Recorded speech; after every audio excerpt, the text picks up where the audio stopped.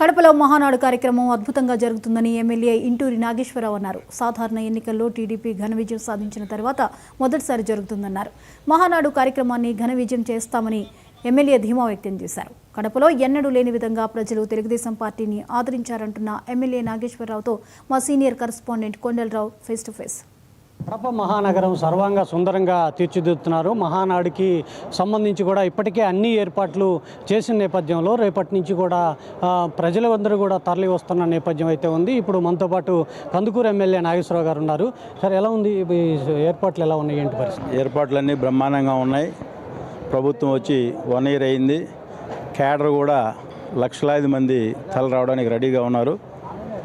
రేపు ఇంతకుముందు జరిగిన మహానాడుల కంటే కూడా భిన్నంగా కడప నగరంలో ఈ మహానాడు బ్రహ్మాండమైన ఏర్పాట్లతో ఒక పచ్చ రంగుతో కడప నగరం మొత్తం కూడా చూస్తూ ఉన్నారు. ఎక్కడ పోయినా కూడా ఒక బ్రహ్మాండమైన వాతావరణం కనిపిస్తూ ఉంది.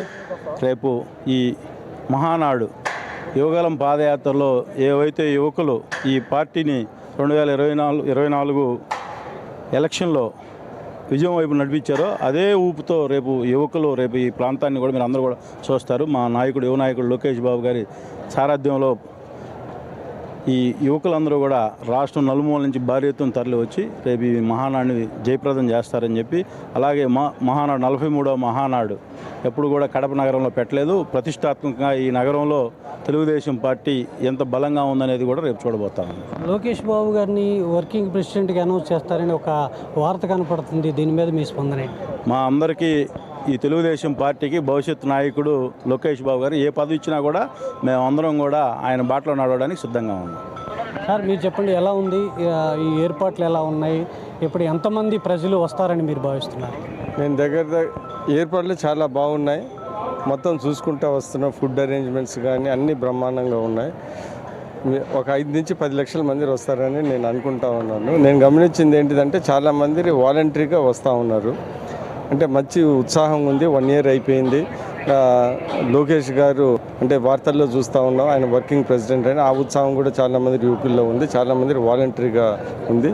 ఈ కడపలో ఫస్ట్ టైం ఈ మన మహానాడు జరగటము బ్రహ్మాండంగా చాలా సక్సెస్ఫుల్గా జరుగుతుందని నేను ఊహించుకుంటాను. అసలు ముఖ్యంగా కడపలోనే పెడతానికి ముఖ్య ఉద్దేశం ఏమైనా ఉండదు?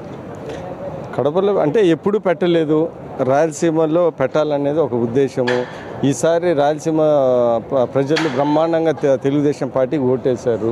ఇవన్నీ గమనించి పెట్టారని నేను అనుకుంటాను. అంటే గతంలో ఎప్పుడు కూడా గత 30 ఏళ్ళ నుంచి కూడా కడపలో ఇంత భారీ మెజార్టీతో ఇంతమంది ఎమ్మెల్యేలు గెలిచిన సందర్భం లేదు.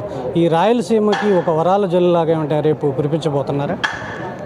అంటే మీరు చూస్తూ ఉంటే రేపు ఖచ్చితంగా ఆంధ్రప్రదేశ్లో ప్రతి జిల్లాలో ఏమేమి జరుగుతుందో చెప్తారు. రాయలసీమలో కూడా బ్రహ్మాండంగా జరుగుతాయి. మొన్న మోడీ మీటింగ్లో కూడా మనం చూసాము, ఎన్నో మంచి అభివృద్ధి పనులు ఇక్కడ రాయలసీమలో ఉన్నాయి. అదే ఇందాక మీరు కూడా చెప్పినట్టు రాయలసీమ ఏరియాలో బ్రహ్మాండంగా ప్రజలు ఈసారి తెలుగుదేశం సపోర్ట్ చేశారు. అందుకని ఇక్కడ పెట్టుంటారేమో అని నేను అనుకుంటాను. కడప మహానగరంలో మహానాడు విస్తృత ఏర్పాట్లు చేస్తున్నారు. ఎమ్మెల్యేలందరూ కూడా ఇప్పటికే చేరుకున్న పరిస్థితి ఉంది. మరోపక్క ప్రజలందరూ కూడా సంతోషంగా మహానాడుకు వచ్చే విధంగా కూడా అన్ని ఏర్పాట్లు చేశామంటూ కూడా ఎమ్మెల్యేలు చెప్తున్న పరిస్థితి. మరోవైపు యువగలం పాదయాత్రలో నారా లోకేష్ చెప్పిన విధంగా కూడా కడప మహానగరంలో ఏదైతే మహానాడు నిర్వహిస్తామని చెప్పిన సందర్భంలో రేపు జరగబోయే మహానాడు ప్రాంగణం అంతా కూడా సర్వాంగ సుందరంగా తీర్చిదిద్దిన పరిస్థితి అయితే